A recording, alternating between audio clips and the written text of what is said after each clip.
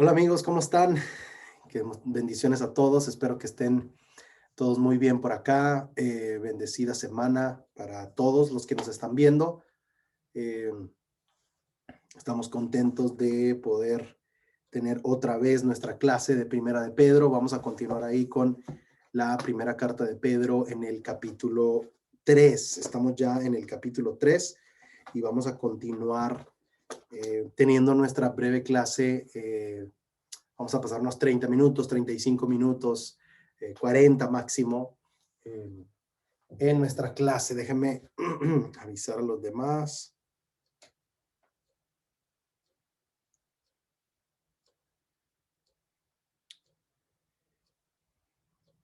Muy bien. Que todo esté bien. Bendiciones a todos otra vez. Que Dios les bendiga. Gracias por estar con nosotros una vez más. Este miércoles 24 de marzo. Son las 7 de la noche a la hora que van a estar viendo este video, 7 de la noche. En Memphis, 6 de la tarde a los que están en México, 8 de la noche a los que están en Venezuela, creo que 8 de la noche a los que están también en República Dominicana, 9 de la noche a los que están en Chile, en Argentina. Así que bueno, gracias por conectarse con nosotros una vez más en este miércoles para estudiar juntos de la palabra de Dios. Vamos a estar otra vez Primera de Pedro. Saludos a todos los que se están sintonizando con nosotros, saludos a todos los que se están conectando con nosotros en esta tarde. Que Dios les bendiga. Estamos de nuevo contentos, agradecidos con nuestro Dios porque nos da la oportunidad de estudiar de su palabra.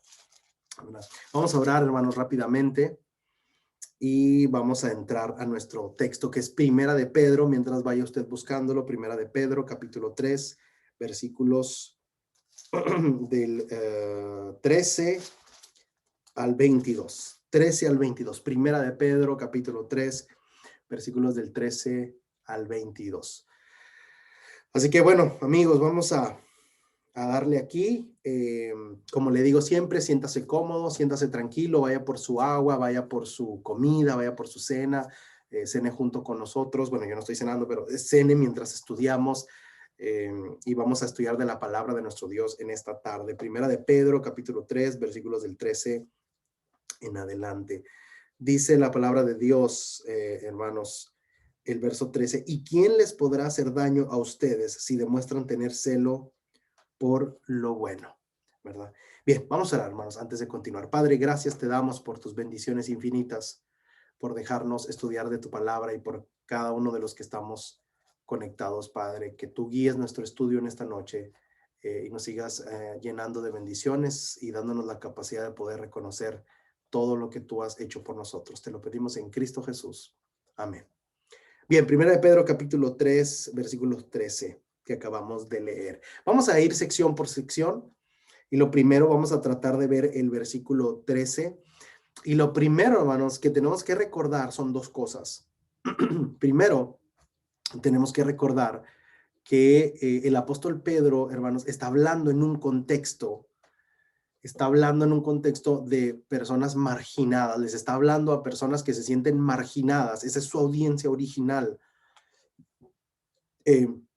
La mayoría de comentaristas habla de un doble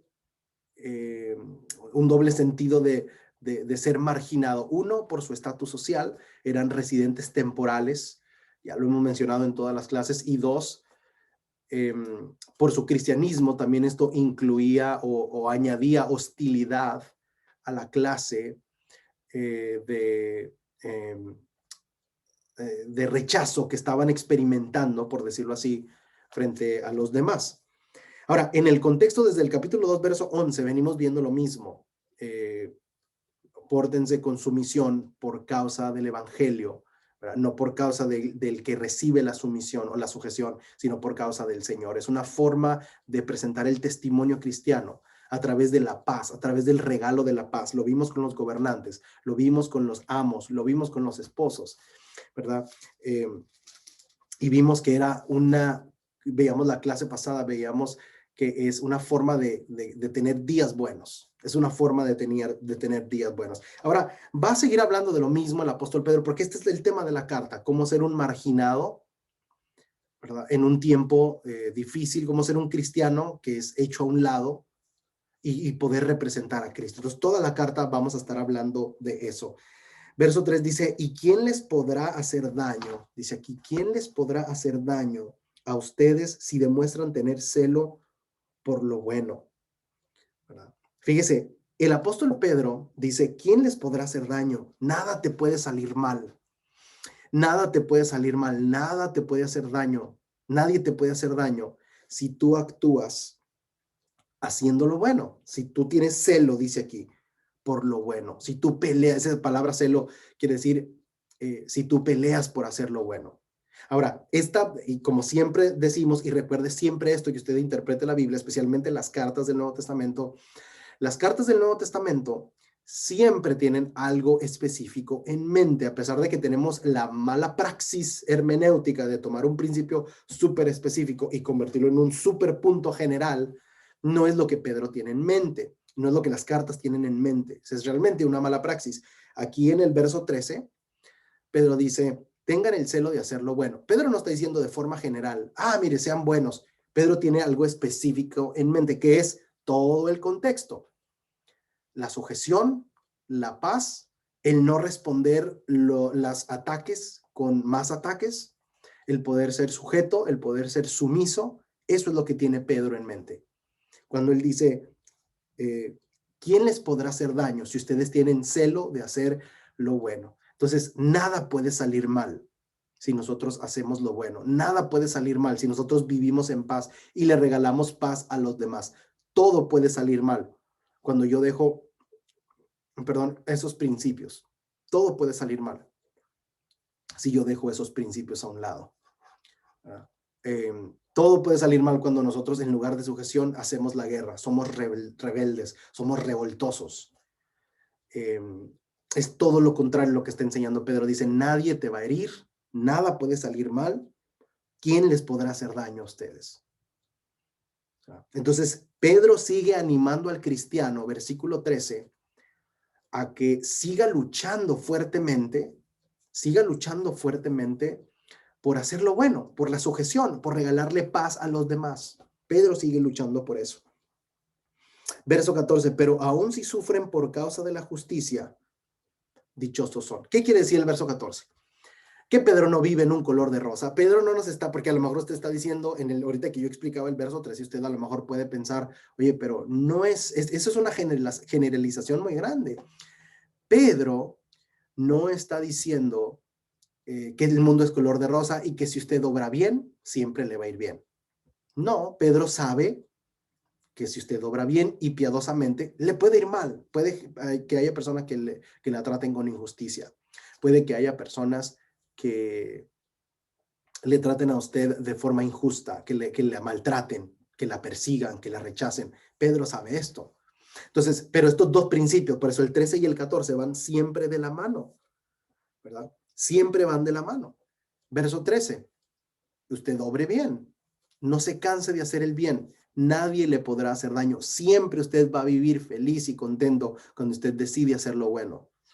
Específicamente en este contexto, cuando usted decide vivir en paz, cuando usted no anda del revoltoso, cuando usted sabe regalarle la sujeción a los demás. Versículo 14, puede que no, puede que haya momentos en los que alguien me vaya a maltratar, en los que vayamos a experimentar oposición por causa de la paz. Dice el verso 14, bueno, siempre valdrá la pena sufrir por causa de la justicia. Hay personas que sufren por causa de su injusticia. Hay personas que sufren por causa de su injusticia. El apóstol Pedro no está hablando de eso.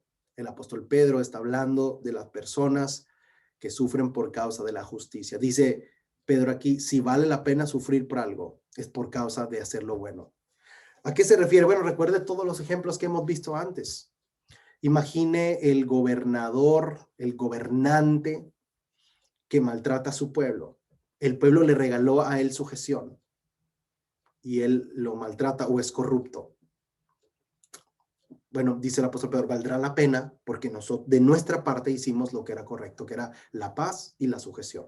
Con los jefes del trabajo, con mi esposa, a lo mejor van a abusar de la paz y de la sujeción y de la tranquilidad que yo le puedo regalar. pero valdrá la pena por causa de la justicia. Es lo que está diciendo el 13 y el 14. Son dos ideas que nunca podremos separar, ¿no? Una cosa antes de seguir al verso 15 es que el apóstol Pedro tiene en mente las enseñanzas de Jesús. Tiene aquí en mente las enseñanzas de Jesús cuando está hablando de esto. Estas dos son enseñanzas de Jesús, Mateo capítulo 5, Mateo capítulo 10. Son enseñanzas de Jesús, ¿verdad? Siempre hagan el bien a los demás. Y si los oprimen por causa de la justicia, vale la pena sufrir el oprobio. Fíjese bien en los consejos del apóstol Pedro. Fíjese bien en los consejos del apóstol Pedro. El apóstol Pedro no está diciendo, aquí, ay, mire,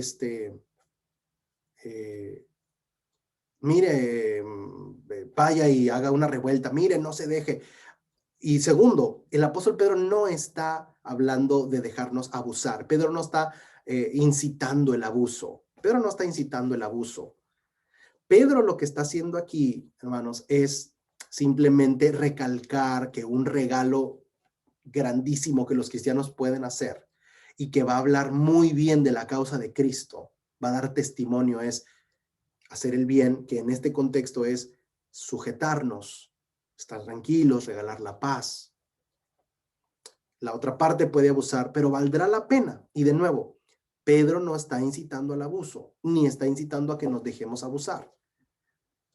Pedro está hablando y animando al cristiano a que siga adelante animado, regalando esa sujeción, ese amor y esa paz. Basado en, ¿de dónde aprendió esto Pedro? De Jesús. Mateo capítulo 5, Mateo capítulo 10. Cuando Jesús enseñó esto, Pedro estaba ahí. Y ahora que Pedro han pasado décadas y Pedro ahora es predicador y es anciano, también él quiere regalar, ¿verdad? Él quiere regalar enseñar estos regalos que el cristiano puede dar, ¿verdad? Ok, versículos 15 y 16. Dice, si no santifiquen a Cristo como Señor en sus corazones, estando siempre preparados para presentar defensa ante todo lo que les demande razón de la esperanza que hay en ustedes. Siempre preparados para presentar defensa. ¿Qué quiere decir esto? Siempre dispuestos a hablar de Cristo. Siempre dice, si nos santifican a Cristo como Señor en sus corazones, estando siempre preparados para presentar defensa en todo lo que les demande razón de la esperanza que hay en ustedes. Hermanos, este texto se ha sacado muchísimo de contexto, como usted no se imagina. Entonces la gente dice, siempre listo para presentar defensa. Y la gente, predicadores de la Iglesia de Cristo, miembros de la Iglesia de Cristo, piensan que estar siempre preparado para presentar defensa quiere decir estar siempre preparado para debatir. Mire, si hablamos del contexto, Pedro en lo absoluto tiene eso en mente. Pedro está diciendo, listos para debatir. Pedro acaba de decir en todo el contexto que no anden de revoltosos, que no anden perdiendo el tiempo en eso, que regale la paz. Entonces, cuando la gente saca del contexto este versículo, siempre listo para presentar defensa, piensan que Pedro les dice, siempre listos para debatir. Y ahora con las redes sociales, pues siempre vamos a estar listos para ir a refutarle ya los posts de los hermanos, ¿verdad? Ahí en las publicaciones, vamos a estar listos para presentar defensa.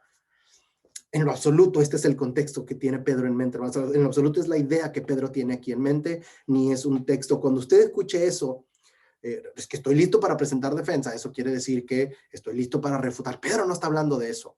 Eso es una mala interpretación basada en sacar al texto del contexto. Pedro no está hablando de eso. Mire todo el contexto que hemos revisado. Y ahora Pedro dice, preparados para presentar defensa, que demande razón. Ahora, la defensa, hermanos, ¿cómo entendemos la defensa que demanda razón? A todo el que demande razón, basado en la esperanza que hay en ustedes. La defensa está íntimamente conectado con la esperanza escatológica de los cristianos, hermanos. En este contexto, esta esperanza es la esperanza escatológica, venidera, eterna, celestial. Eso es la esperanza que está hablando aquí el apóstol Pedro. Entonces, hay una conexión íntima entre presentar defensa a todo el que demanda razón, conectado con la esperanza.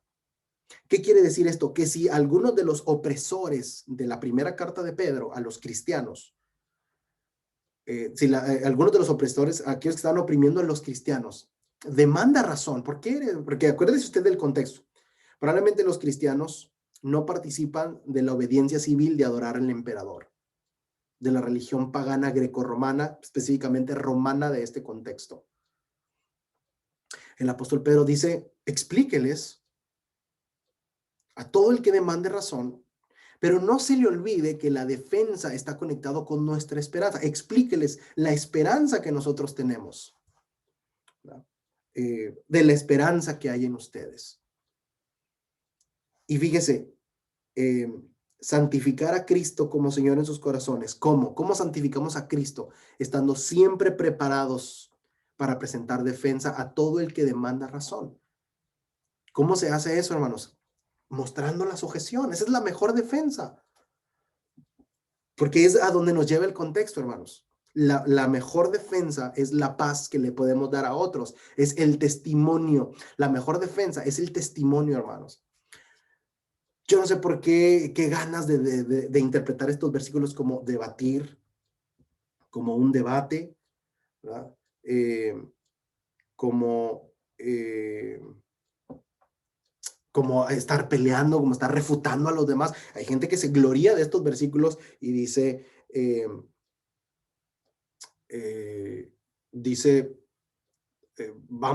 yo estoy aquí para refutar al que se equivoque, yo estoy aquí para exponer al que lo necesite.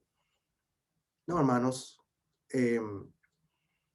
esto en el contexto, la defensa a todo el que demanda razón, tiene que ver con la sujeción de la cual ha hablado Pedro desde el 2:12. Y segundo, la defensa se hace basado en la esperanza, está conectado con la esperanza escatológica de la que habla aquí Pedro, ¿verdad? Entonces, no nos confundamos, ¿verdad? Y también hay que seguir leyendo. El versículo 15 dice, pero háganlo con mansedumbre y reverencia. Hágalo con mansedumbre y reverencia. O sea, Pedro no va a venir a decir desde el capítulo 2, estén sujetos, estén tranquilos, regalen la paz a los demás, sujetos a los gobernantes, sujetos a los amos, sujetos a sus esposos, sujetos a todo el mundo. Versículo 8. 3:8, sujetos a todos prácticamente. ¿Por qué? Porque a través de la sujeción vamos a regalar algo que se llama la paz y vamos a poder predicar a Cristo a través de eso. Entonces Pedro no va a venir y decir, ¿sabe qué? No, cambié de idea. Vaya y refute y pelee y debata públicamente. Pedro, por lo menos en este contexto, hermanos, no está diciendo eso Pedro. El movimiento de restauración, nuestro movimiento de restauración, siglo XX, en el siglo XIX, pues tuvo grandes debates. Se basó mucho en los debates. Campbell debatía mucho, Barton Stone debatía mucho. Todos esos personajes. Y al principio del siglo XX, Glenn Foy, David Lipscomb, todos esos personajes debatían muchísimo. Entonces, cuando llegan a América Latina, pues nos enseñaron a debatir, hermanos. Y digo, no sabremos hacer exégesis, pero ¿qué tal debatir? ¿Verdad?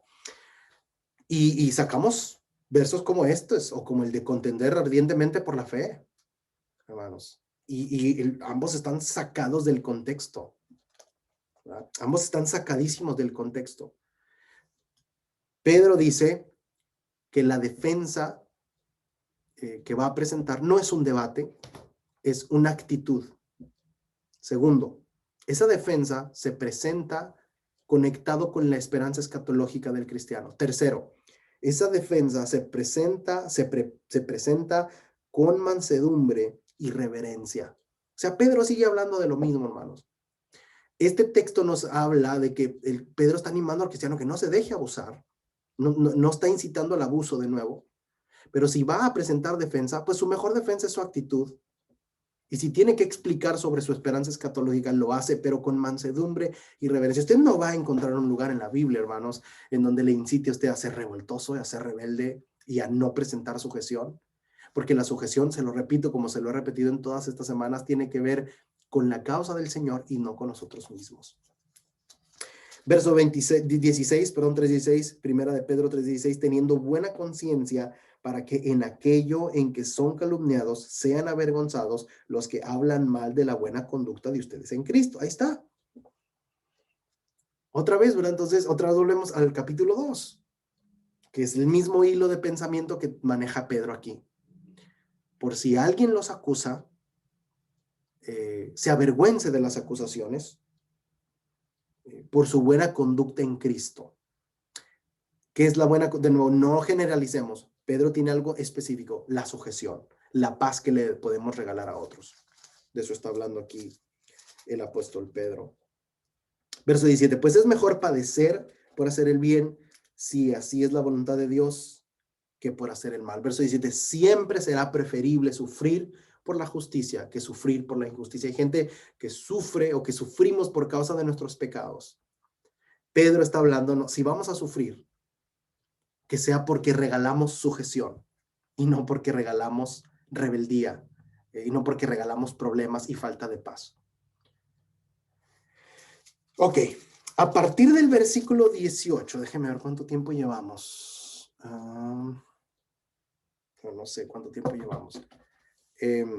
A partir del verso 18, hermanos, el apóstol Pedro va a seguir hablando de lo mismo, pero ahora nos va a poner como ejemplo a Jesucristo.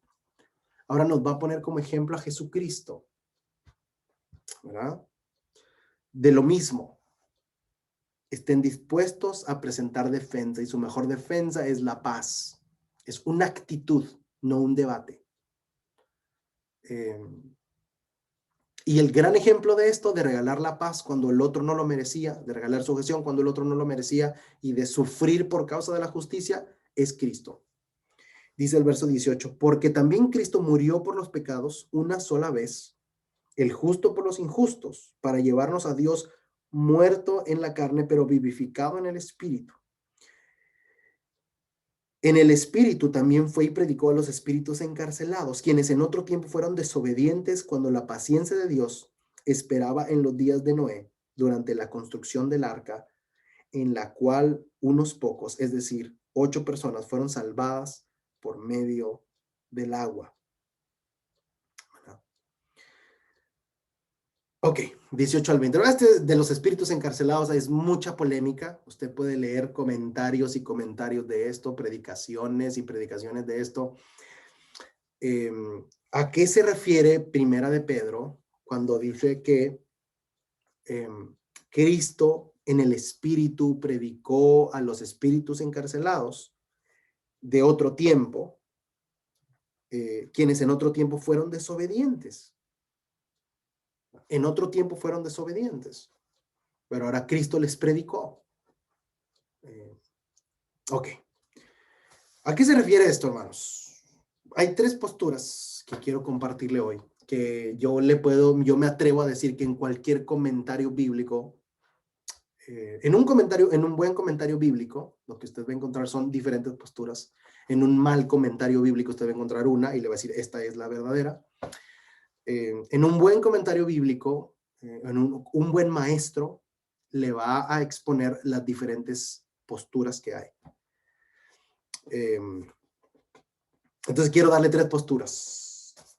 Quiero darle las 3 típicas posturas, o las 3 posturas más populares que hay de los espíritus encarcelados y como Cristo en el espíritu les predicó a ellos. Le voy a decir también mi opinión personal de cuál creo yo que es, de la cual está Pedro hablando aquí.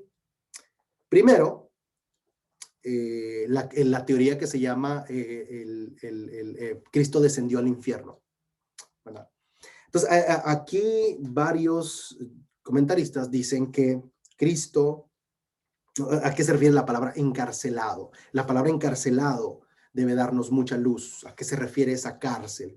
¿Qué es esa cárcel? Bueno, en la primera postura, Cristo descendió al infierno, o para los que creen en el Hades, al lugar de tormento, que está dividido en 2 Hades, ¿no? El seno de Abraham, el lugar de tormento. Cristo descendió al lugar de tormento, si usted quiere, para predicar a los espíritus encarcelados.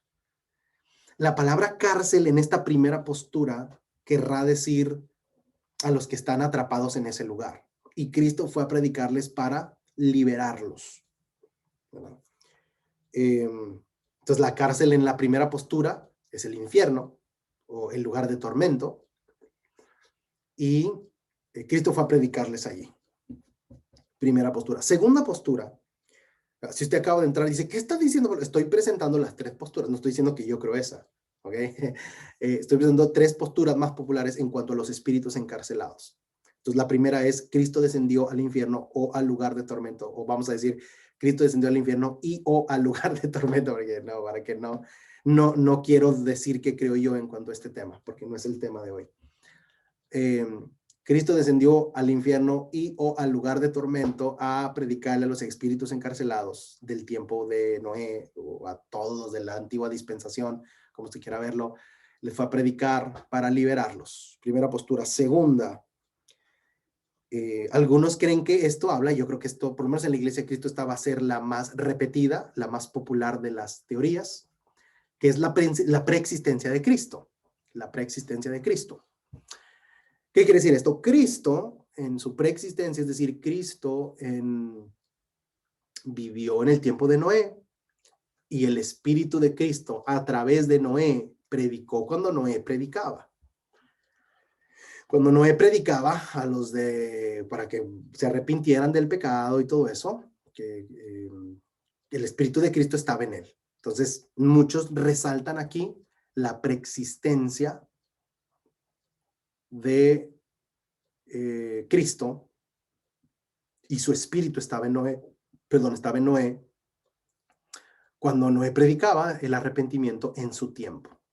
Entonces, muchos ven esto. La cárcel, en la primera postura es el infierno, la cárcel en esta segunda postura, la que preexistencia de Cristo, es el pecado. Estaban encarcelados, ¿por qué? Porque estaban en pecado. ¿Verdad? Porque estaban en pecado. De nuevo, esto es lo más popular, lo que usted va a escuchar. El Espíritu de Cristo estaba en Noé, Noé predicaba a los de su tiempo, y así es como Cristo predicó a los espíritus encarcelados. Bueno, lo que pasa es que esa explicación asume un escenario grecorromano, mucha mitología griega, una cosmovisión moderna, contemporánea, cristológica. Esa es una buena postura cristiana. ¿Es una buena postura judía? Para nada. Por eso, como cristianos, pues tendemos a creer y a sentirnos cómodos con esto. Suena maravilloso. Cristo, su espíritu, gobernó, estaba en Noé. Noé les predicó a los espíritus encarcelados de otro tiempo. Bellísimo, excelente. Cristo siempre ha estado ahí, que es una doctrina cristiana. Cristo es eterno, una doctrina cristiana. Y como Cristo es eterno, pues estaba en Noé. Noé le predicó a los espíritus encarcelados, es decir, a los espíritus en pecado. Entonces queda perfectamente. Cristo predicó a los espíritus encarcelados del tiempo de Noé. De nuevo, suena muy bien, y no estoy diciendo que no, esta no es la correcta, solamente le estoy siendo honesto con nuestra cosmovisión. Suena muy bien, pero es una postura cristiana, cristocéntrica, con una apreciación del Antiguo Testamento cristocéntrico también, que también resalta nuestras doctrinas cristianas, a través de Nicea, Calcedonia, concilios ecuménicos, resalta todo eso. Entonces, obviamente, pues eso nos hace sentir muy cómodos con esta postura. Y también es una postura bastante grecorromana. El Hades, etcétera, ¿no? Lo espiritual, los espíritus, todo eso. Pero se nos olvida que el apóstol Pedro no es griego, es judío. ¿Cómo verían los judíos esto? ¿Cómo Pedro piensa en cuanto a esto? Y por lo tanto, ¿por qué está escribiendo esto? Hay un escritor que dice, querer entender este pasaje sin leer el libro de Enoc es tiempo perdido. Ahí le dejo ese trompo a la uña. Gran parte de este vocabulario es prestado de dos lugares. Génesis capítulo 6 del 1 al 4 y el 90% del primer libro de Enoc. Una obra del segundo siglo antes de Cristo, una obra apocalíptica del segundo siglo antes de Cristo, que es súper popular en el tiempo de Pedro y que es muy formativa en la cosmovisión judía del primer siglo, ¿verdad? Si usted dice, no, hermano, yo no quiero una postura judía, yo quiero una postura cristiana, ahí está la número 2, quédese con ella, apague esta clase, que Dios lo bendiga. Pero si usted quiere saber cómo Pedro hubiera procesado esto desde la perspectiva judía y no greco-cristiana, quédese conmigo, porque esto tiene que ver con 2 pasajes, Génesis 6 del 1 al 4 y el libro de Enoc, esta obra apocalíptica del segundo siglo antes de Cristo que tiene mucha formación de la escuela del pensamiento rabínico en el primer siglo. Ningún judío, escucha esto bien, ningún judío hubiese leído la frase espíritus encarcelados sin pensar en el primer libro de Enoc, que era tan famoso. Ahora, para usted y para mí como cristiano, Enoc no significará nada, es basura porque es un libro apócrifo, de acuerdo. Eso no quiere decir que lo era para el judaísmo del primer siglo. La evidencia literaria nos da muestras y muestras y evidencia de lo importante y formativa que fue las obras de Enoc del segundo siglo en el pensamiento rabínico y en el pensamiento judío.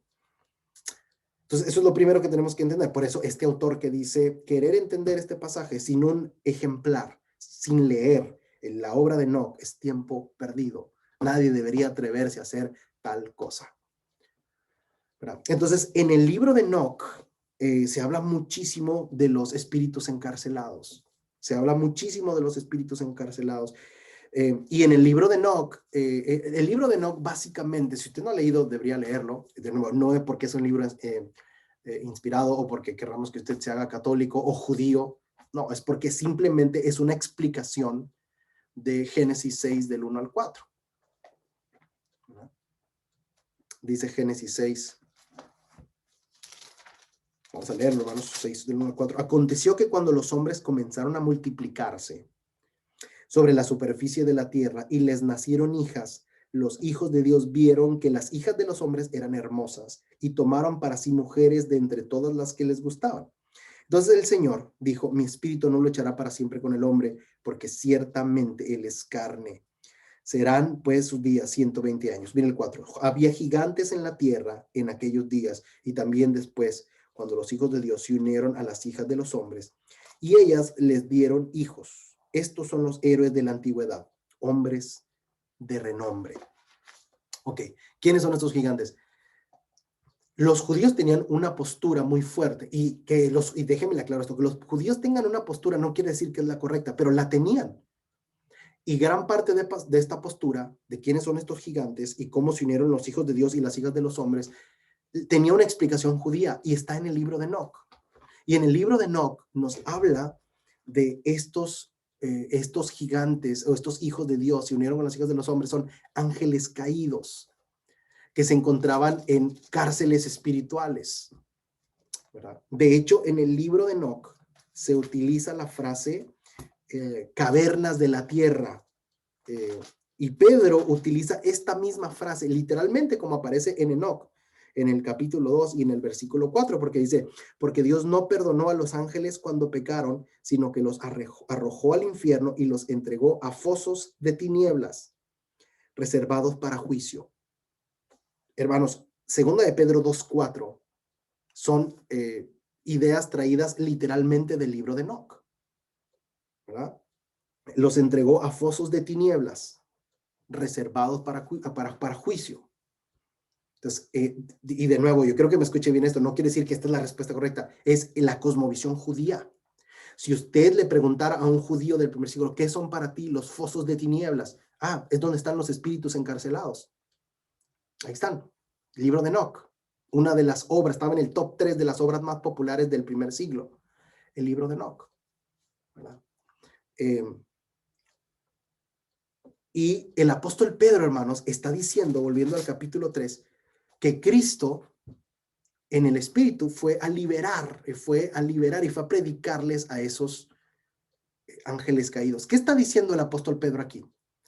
Número 1, Pedro está resaltando la obra redentora de Cristo para todos, ¿verdad?, a través de una historia que tiene poca historicidad, ¿verdad? Ahorita vamos a hablar de la historicidad, pero Pedro está resaltando que todos tienen la oportunidad de que se les predique, incluso aquellos que en la mitología judía o en las leyendas judías de Enoch están en un foso de tinieblas esperando ser juzgados por Cristo. Esto, cualquier persona que conoce la cultura judía le va a afirmar esto que le estoy diciendo yo.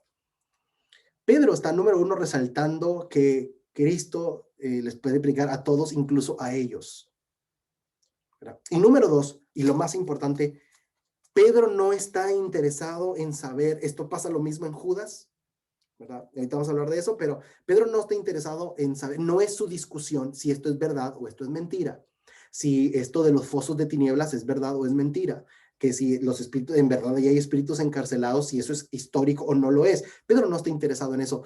Pedro está enfocado en un punto. El cristiano debe sufrir por causa de la justicia. Cristo es el mejor ejemplo de esto, y este es puede que sea leyenda, pero ese es un ejemplo de eso.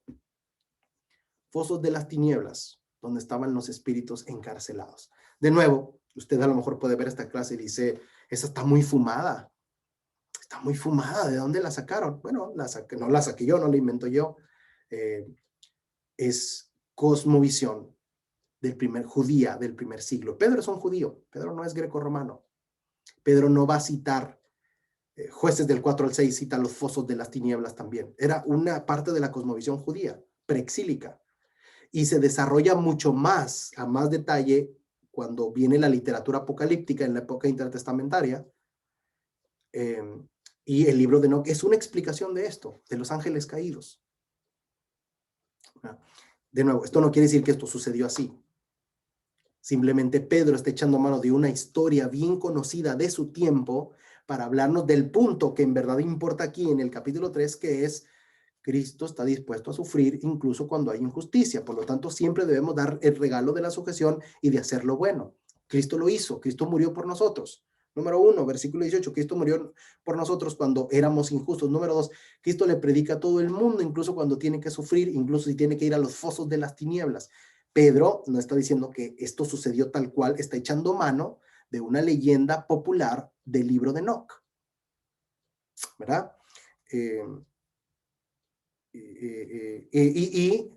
¿Por qué menciona entonces el arca de Noé? Porque Enoch, el libro de Enoch, es una explicación de Génesis 6 y 7. Los ángeles caídos, los hijos de los hombres, cuando empieza el mal y después son destruidos a través del diluvio, ¿verdad? Esta es la conexión. No le digo que tiene que usted creer en una o en otra, pero son las tres más populares que usted encontraría casi en cada comentario bíblico. Usualmente los comentarios bíblicos ponen dos, que son la preexistencia, la segunda y la tercera. Algunos comentarios ponen la primera, Cristo bajó a predicar al infierno. Casi nadie cree esa.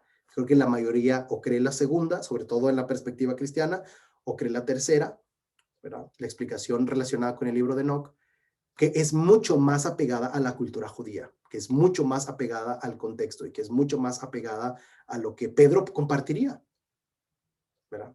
Esa es la realidad de las cosas, ¿verdad? Porque de nuevo, dudo mucho que Pedro vaya a compartir la misma cosmovisión que la nuestra, en donde la explicación nos hace sentir tranquilos, a gustos, resalta ciertas doctrinas cristianas, pero Pedro es un cristiano, pero es un judío. Conoce perfectamente la obra de Enoch, conoce perfectamente las historias de su tiempo y la cosmovisión judía, ¿verdad? Terminamos, dice el 21, y correspondiendo a esto, el bautismo ahora los salva a ustedes, no quitando la suciedad de la carne, sino como una petición de Dios, de una buena conciencia mediante la resurrección de Jesucristo. Entonces, el sacrificio de Cristo, de hacer lo bueno a pesar de la injusticia, nos afectó tanto que hemos sido lavados. Verso 22, quien está a la diestra de Dios, habiendo subido al cielo después de que le habían sido sometidos ángeles, autoridades y potestades. Entonces termina este pasaje, hermanos, con el punto, ¿verdad? El punto no es qué significan los espíritus encarcelados. Ese no es el punto del pasaje. Usted puede querer cualquiera de las tres posturas, pero ese no es el punto. El punto es lo que la interpretación de los espíritus encarcelados nos quiere llevar, que es el mismo punto desde el 3:13.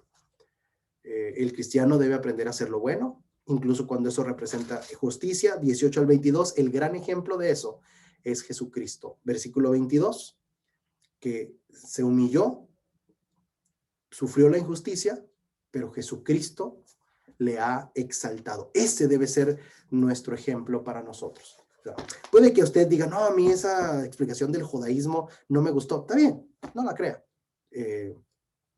No hay problema. Ese no es el punto de Primera de Pedro. ¿Cuál de las tres crees? No es el punto. El punto es el ejemplo de Jesucristo, de hacer justicia, de ser piadoso a pesar de la injusticia y del sufrimiento. Ese es el punto de Primera de Pedro. Y ese debe ser nuestro gran ejemplo. Jesús es nuestro gran ejemplo de justicia, incluso cuando hay injusticia. Jesús es nuestro gran ejemplo de piedad, incluso cuando hay sufrimiento. ¿Verdad? Y termina el verso 22. Imagínense cómo recibió esto la audiencia original.